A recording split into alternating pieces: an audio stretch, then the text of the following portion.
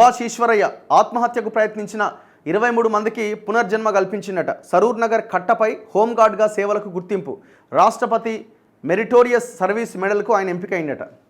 So ఇట్లాంటి పోలీసులు ఉంటారు. హోంగార్డ్ మరి ఒక్కసారి అదే హోంగార్డ్ని మనం వెళ్ళి విచారిస్తే, ఏం సార్ మన జీతం ఎంత, మన కుటుంబం పరిస్థితి ఏందని అడిగితే ఇంత పెద్ద లిస్టు బయటకు వస్తుంది. అసలు వాళ్ళకి అదే హోంగార్డులకి ఇప్పుడు ఇవాళ ఈ రాష్ట్రాన్ని రక్షిస్తున్నది ఎవరు? ఈ లీడర్లకి వాళ్ళ సొంత పనులు కూడా చేస్తున్నది ఎవరు? హోంగార్డులు, కానిస్టేబుల్లే. ఇంట్లల్ల పని, గార్డెనింగ్ పని, పిల్లలని తీసుకుపోయేది, చివరికి ప్రజలకి రక్షణగా నిలవడంలో రోడ్ల మీద నిలబడేది ఇదే హోంగార్డులు, ఇదే కానిస్టేబుల్. వాళ్ళ సరెండర్స్ కానీ, వాళ్ళకు వచ్చే జీతాలు కానీ, ఇప్పుడు ఇదే హోంగార్డులని పర్మనెంట్ చేస్తామని చెప్పారు కదా.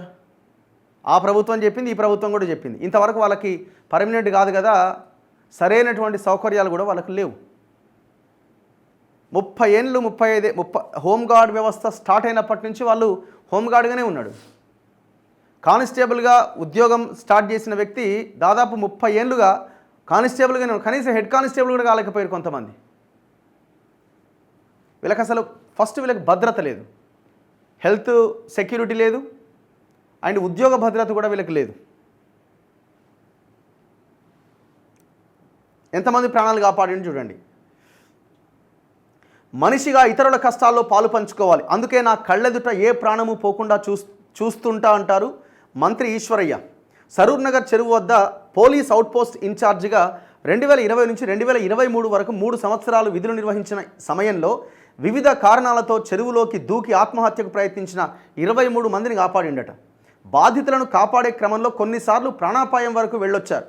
తన సేవలకు ఇటీవల ప్రతిష్టాత్మక భారత రాష్ట్రపతి మెరిటోరియస్ సర్వీస్ మెడల్ను ఆయన అందుకోబోతున్నారు. దానికి ఎంపికయ్యారు. బర్రెలను కాసేందుకు వెళ్ళి ఈత నేర్చి, మాది మహేశ్వరం మండలం పెండ్యాల గ్రామం. చిన్నప్పుడు బర్రెలు కాసేందుకు వెళ్ళినప్పుడు ఈత నేర్చుకున్నా. మిత్రులతో కలిసి పెద్ద బావుల్లోకి దూకేవాడిని, లోతైన బావుల్లో కూడా ఈత కొట్టేవాడిని. 2000 సంవత్సరంలో హోంగార్డుగా ఎంపికయ్యా. 2020లో సరూర్ నగర్ ఠానాకు బదిలీ అయింది. సరూర్ నగర్ చెరువు వద్ద పోలీస్ అవుట్పోస్ట్లో డ్యూటీ వేశారు. నేను విధుల్లో చేరాక ఒక వ్యక్తి నీటిలోకి దూకి ఆత్మహత్య చేసుకున్నాడు. కళ్ళెదుట ప్రాణం పోకుండా కాపాడేందుకు ప్రయత్నించాలని సిఐ సీతారాం అన్న మాటలు నాకు కర్తవ్య బోధ చేశాయి. మరుసటి రోజు చెరువులోకి దూకిన యువకుడిని 2 సార్లు కాపాడా. ఆ తర్వాత ప్రేమించిన యువతిని పెళ్లాడిన ఆ యువకుడు, అన్నా నీ వల్లే బతికి ఉన్నాను అని చెప్పడం కదిలించింది. ప్రాణాపాయం కూడా ఎదురైంది. నీటిలో దూకిన వారిని కాపాడే క్రమంలో లావుగా ఉన్న వారిని ఒడ్డుకు తీసుకురావడం సవాలే. కొందరు భయంతో మెడబట్టుకొని నీళ్లలోకి లాగుతూ ఉంటారు. చెరువులో పారేసిన మద్యం సీసాల ముక్కలు శరీరాల్లోకి గుచ్చుకొని గాయాలవుతూ ఉంటాయి. బురదలో కూడా కూరుకుపోయిన సందర్భాలున్నాయి. మొదట్లో కాస్త భయపడ్డా మంచి పని చేసేటప్పుడు వెనకాడవద్దంటూ కుటుంబ సభ్యులు ప్రోత్సహించారు. చెరువులో దూకబోయి ప్రాణాలతో బయటపడిన వారు ఫోన్ చేస్తూ ఉంటారు. కొందరు కలిసి వెళ్తూ ఉంటారు. తాము క్షణికావేశంలో తీసుకున్న నిర్ణయం తప్పని గుర్తించామని, తమకు ఊపిరిపోసి కొత్త జీవితాన్ని ఇచ్చారంటూ కృతజ్ఞతలు చెబుతుంటారని ఈశ్వరయ్య వివరించారు. ఆయన రాచకొండ పోలీస్ కమిషనరేట్ పరిధిలోని మహేశ్వరం పోలీస్ స్టేషన్లో హోంగార్డ్గా పనిచేస్తున్నాడట. ఎప్పుడు జాయిన్ అయ్యిండు ఆయన? 2000 సంవత్సరంలో జాయిన్ అయ్యిండు. ఇయర్ ఎంత? 2020. 24 ఏళ్ళుగా హోంగార్డ్గానే ఉన్నాడు. ఆయనకు పనిచేసే కెపాసిటీ లేదా? అద్భుతం చేసిండు, ప్రాణాలు కాపాడిండు. మరి అదే హోంగార్డ్ అక్కడే ఉండాలా? అదే జీతం తీసుకుంటూ అదే 24 ఏళ్ళుగా అదే పని చేస్తూ ఉండాలా?